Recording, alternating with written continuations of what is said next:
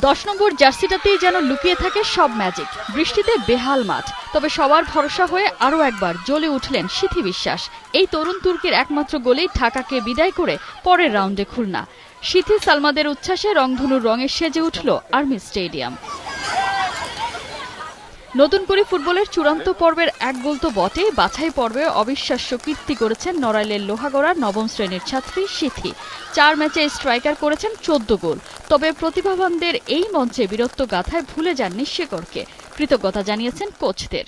Coach হচ্ছে Dilip sir, ওনার practice করানোর জন্য আমি এই পর্যন্ত আসতে পারছি। আর তার ভিতর হচ্ছে আমাদের আশরাফ স্যার আর মুক্তা ম্যাডাম এনরা আমাদের সাথে ছিল।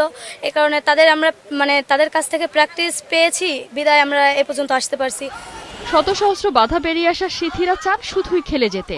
এর জন্য যে অনুকূল পরিবেশ প্রয়োজন, সেই প্ল্যাটফর্ম হতে পারে নতুন করি স্পোর্টস।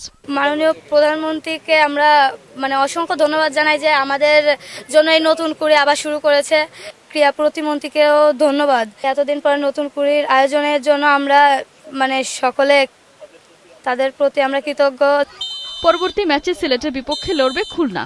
সেখানে জিতলেই নিশ্চিত হবে সেমিফাইনাল।